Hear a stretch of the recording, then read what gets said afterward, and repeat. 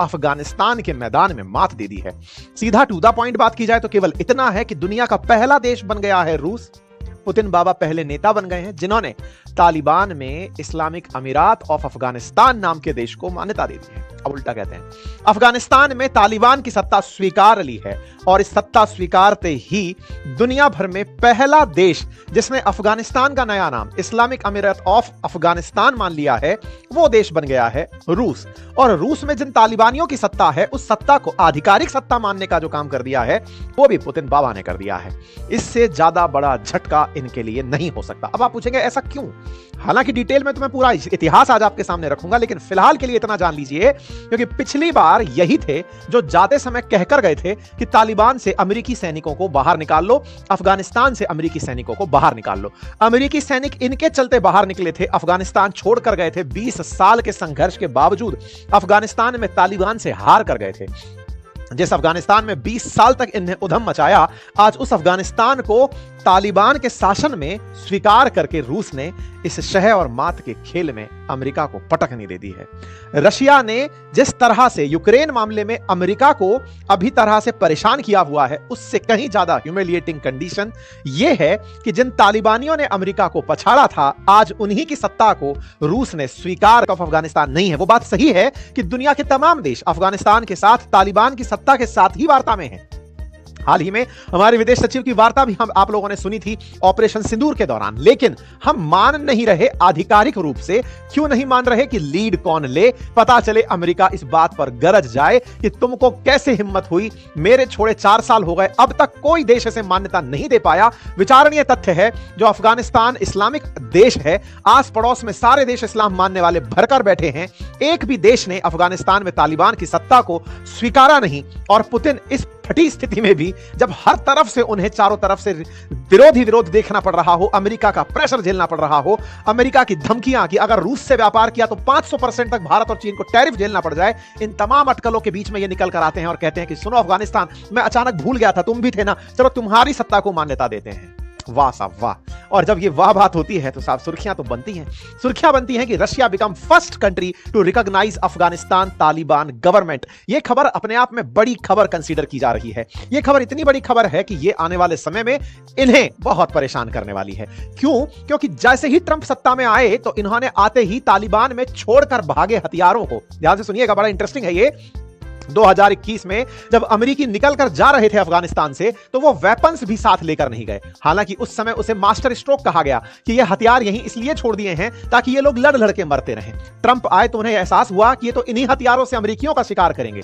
ऐसे में ट्रंप ने आते ही इनसे कहा कि तुम्हें हमारे यूएस मिलिट्री वेपन्स लौटाने होंगे। बाइडेन ये गलती कर दिए थे, वो हथियार तुम्हारे पास कैसे छोड़ सकते हैं, हमारे हथियार लौटाओ। तालिबान ने कहा हम हथियार नहीं लौटाएंगे और अगर मांगा ना तो उन्हीं हथियारों से तुम्हें मारेंगे। ये खबरें आप जो देख रहे हैं ज्यादा पुरानी नहीं है, 2-3 महीने पुरानी है। इसका मतलब यह हुआ कि तालिबान की तरफ से थ्रेटन्ड अमेरिका अब और ज्यादा तंग होगा। किनके प्रयासों से? इनके प्रयासों से। कारण आपके सामने है, विस्तार से आज आपको इतिहास बताने वाला हूं, क्योंकि जब मैंने शतरंज नाम दिया है तो शह और मात का वो खेल बताने वाला हूं कि कैसे अमेरिका और रूस, जब सोवियत रूस हुआ करता था तब से कोल्ड वॉर एरा से एक दूसरे के साथ इस अफगानिस्तान के लिए लड़ाई लड़ रहे हैं। ऐसा क्या है इस अफगानिस्तान में कि ये लोग लड़ाई लड़ते रहते हैं?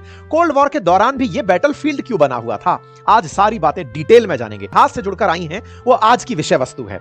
आप यहां पर आप यहां पर जो तस्वीरें देख रहे हैं इसमें जो तालिबान की तरफ से विदेश मंत्रालय के प्रवक्ता हैं वो, और साथ में ये जो व्यक्ति हैं शायद आप इनको पहचान पाएं, इन्हीं के साथ में, मैं इनका नाम मुत्तकी नाम है, अब मुझे ध्यान आ गया, मुत्तकी के साथ में रूस के जो अधिकारी हैं उन्हें आधिकारिक डॉक्यूमेंट एक्सचेंज करते हुए आप देख सकते हैं। रशिया के द्वारा इनको एक्सेप्ट किया गया। रशिया के द्वारा मुत्तकी के बगल में लगा हुआ जो ये झंडा है ना, ये झंडा अपनी एम्बेसी पर पहनाया गया। इनके द्वारा बयान आता है कि अफगानिस्तान की जो एम्बेसी है मॉस्को में, उस पर तालिबान का झंडा इस तरह से फहराया गया। अल अरेबिया न्यूज चैनल ने इसे कवर किया, हमने वहीं से आपके सामने उठाकर यह जानकारी दी है। हम आपको बता रहे हैं कि एक तरीके से आधिकारिक रूप से, यह बीबीसी न्यूज में भी बताया गया है कि रूस पहला ऐसा देश बना है जिसकी एम्बेसी पर तालिबान का झंडा लहराया है।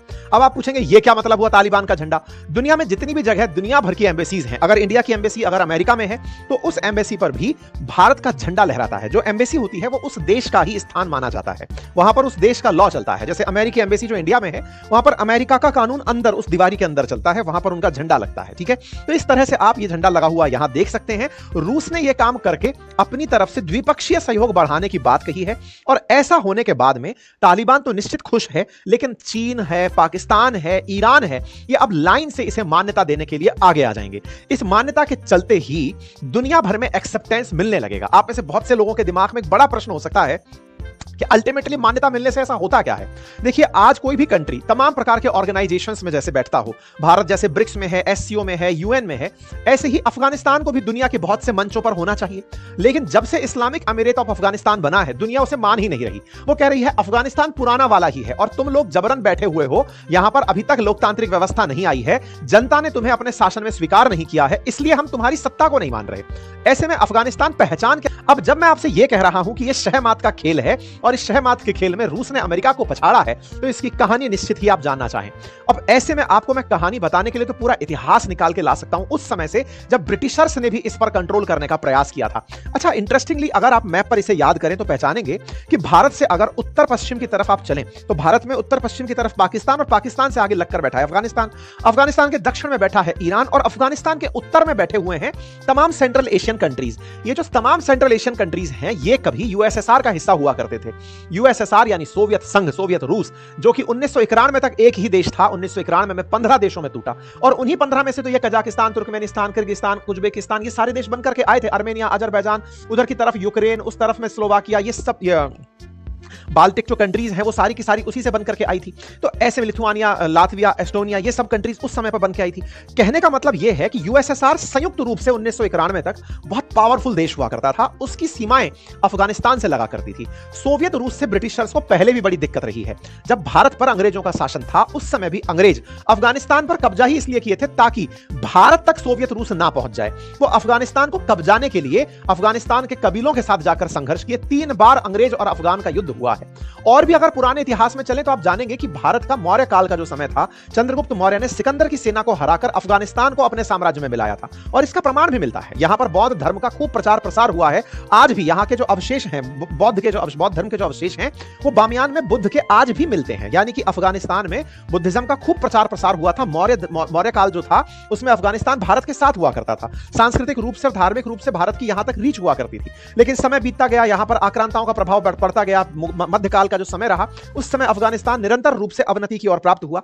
धीरे धीरे जब ब्रिटिशर्स भारत में आए तो इन 24 तक यहां पर एक ही परिवार का लंबा शासन रहा। एक तरह से कहा जाए तो अफगानिस्तान के लिए बड़ा ही शांति का काल था। लेकिन साहब बीमार हो जाते हैं, राजा बीमार होते हैं, इलाज के लिए इटली जाना पड़ता है। इटली जब ये जाते हैं, उस समय इनके एक सेनापति होते हैं जिनका नाम होता है दाऊद खान। और दाऊद खान नाम से ही बदनाम, ये दाऊद खान तख्ता पलट कर देते हैं और खुद को अफगानिस्तान का प्रधानमंत्री घोषित कर देते हैं। मतलब ये समझिए कि ये वो दौर था जैसे ही 1973 का ये तख्ता पलट होता है, तब से लेकर अब तक अफगानिस्तान में शांति नहीं आई है।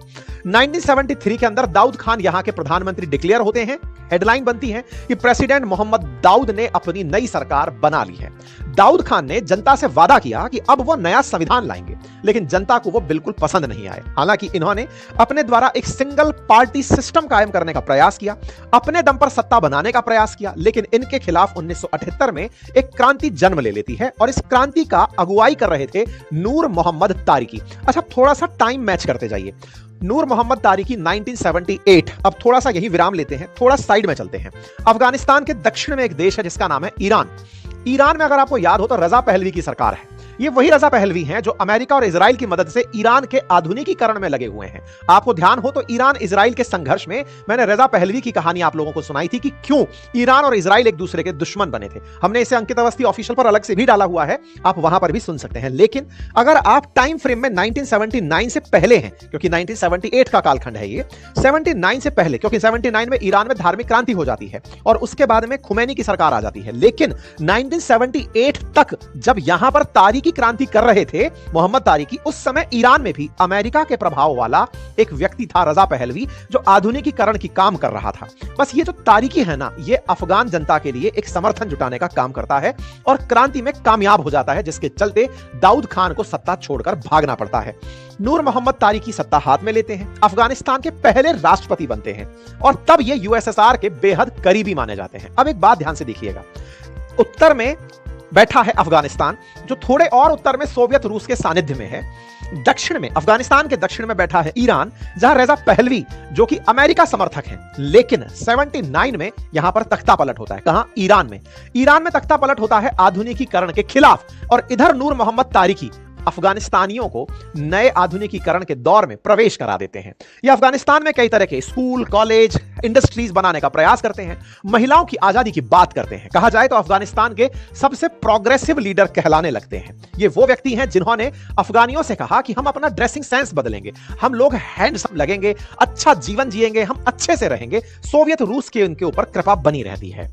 ये सोवियत से इतने प्रभावित होते हैं कि साम्यवाद, जो ये कहता है कि अमीर और गरीब नहीं होने चाहिए, उनके बीच का भेद खत्म हो जाना चाहिए, उसी को मानते हुए ये अमीरों से धन लेकर गरीबों में बांटना शुरू करते हैं, अमीरों से जमीनें छीन करके गरीबों में वितरित करना शुरू करते हैं, और तारीकी आधुनिकीकरण की कोशिशों में महिलाओं की आजादी का प्रयास करते हैं। अब एक और इंटरेस्टिंग फिर से कायाकल्प होता है, ध्यान से देखिए।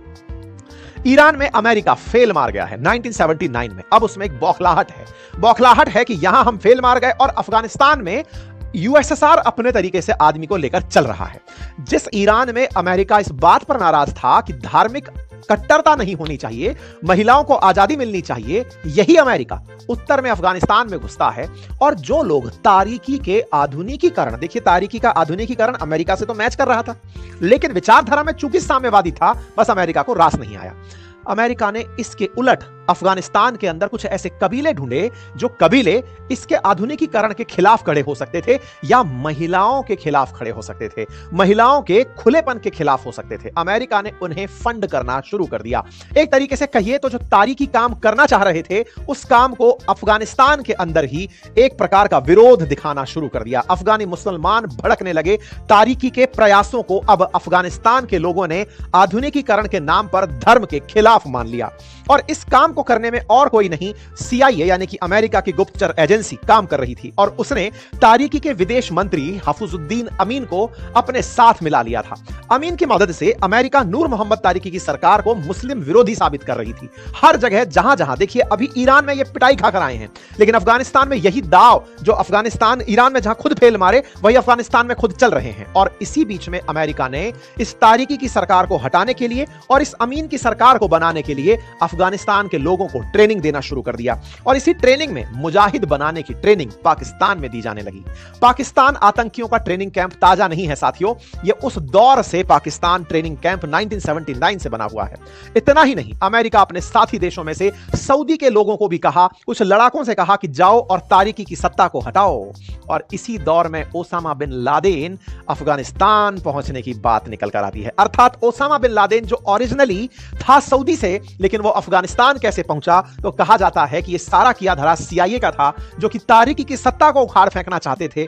ऐसे में जो भी लोग धर्म के साथ थे, यानी कि इस्लाम का चाहते थे, तारिकी के आधुनिकीकरण के विरोध में थे, आधुनिकीकरण को काटने के लिए CIA ने तमाम प्रकार से धार्मिक कट्टरता को हवा दी, और वो लोग जो धर्म के नाम पर जिहाद कर सकते थे, उन्हें अफगानिस्तान भेज दिया गया। और इसी क्रम में ओसामा बिन लादेन अफगानिस्तान आते हैं, अल-कायदा अफगानिस्तान में एंट्री कर जाता है।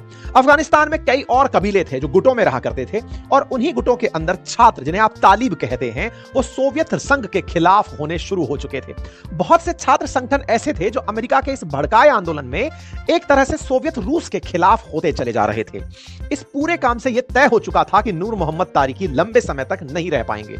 नूर मोहम्मद तारिकी छात्रों के खिलाफ हो जाने के कारण बड़े असहज हो रहे थे। इसे ऐसे समझिए जैसे आज के बांग्लादेश में शेख हसीना को इसलिए भागना पड़ा क्योंकि आवाम तो मुस्लिम ही थी, शेख हसीना भी मुस्लिम थी, लेकिन आवाम में जो छात्र थे वो चच्चा के कहने पर भड़क गए थे। चच्चा ने यह समझाने का प्रयास किया कि देखो शेख हसीना आप लोगों को बिगाड़ रही है, आप लोगों को बेच रही है, शेख हसीना भारत के साथ है। तमाम प्रकार से जो बरगलाने का काम किया अमेरिका के कहने पर, वैसा ही काम उस समय अफगानिस्तान में हुआ। उस समय के जो ये अमीन नाम का जो व्यक्ति था, हफीजुद्दीन अमीन, इसे तारिकी के खिलाफ खड़ा किया गया, छात्रों को इसके साथ क्रांति में लगा दिया। यही छात्र तालिब थे, यही तालिब तालिबान था। आप इसे ध्यान से याद रखिएगा। अब इसी बीच में नूर मोहम्मद तारिकी, जैसे भारत से शेख हसीना, बांग्लादेश से शेख हसीना यहां आई हैं, ऐसे ही नूर मोहम्मद तारिकी यहां से फ्लाइट लेते हैं और सोवियत रूस चले जाते हैं किसी काम से। जब वो सोवियत संघ जाते हैं, इस बीच में पूरी तरह से यहां पर खेला बदल दिया जाता है। ये अमीन CIA के साथ साथ मिलकर के तख्ता पलट की तैयारी कर चुका होता है।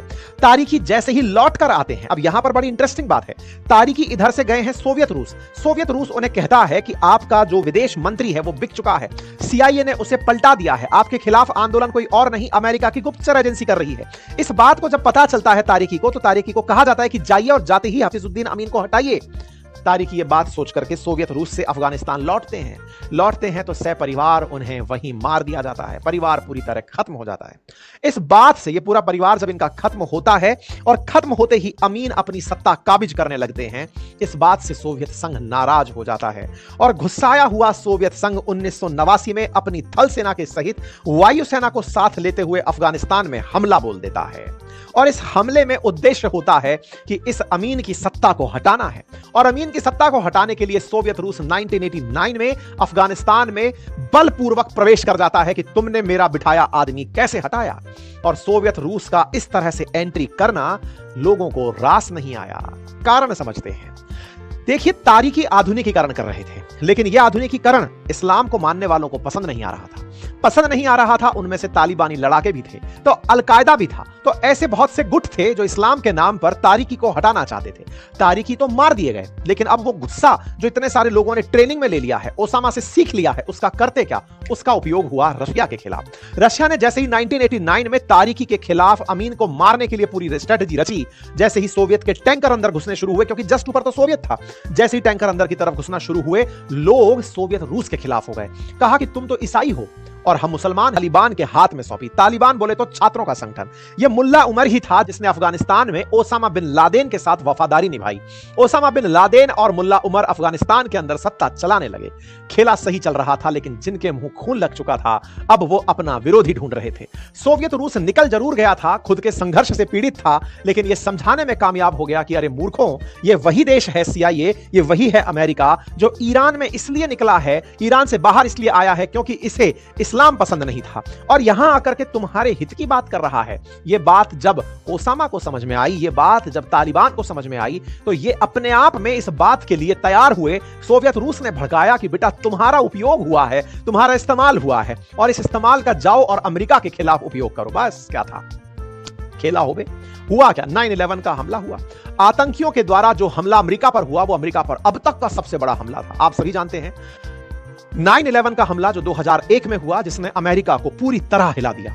अमेरिका ने कल्पना भी नहीं की थी कि मेरे द्वारा पाले गए ये लोग मुझ पर ही हमला करने आ जाएंगे, और मुझ पर हमले के पीछे की बड़ी वजह इनके अंदर पनपी मेरे ही खिलाफ नफरत होगी, क्योंकि ये लोग मेरे ही पैसे पर पले, मुझसे ही ट्रेनिंग लिए, मेरे ही कहने पर पाकिस्तान में ट्रेनिंग लिए, सऊदी में ट्रेनिंग लिए, जहां तहां ट्रेनिंग लिए, और ट्रेन होकर के हवाई जहाज हाईजैक करके मुझ पर ही गिरा दिए। अमेरिका 2001 में अपने ही ट्रेन किए हुए लोगों को मारने के लिए अफगानिस्तान पर चढ़ाई कर देता है।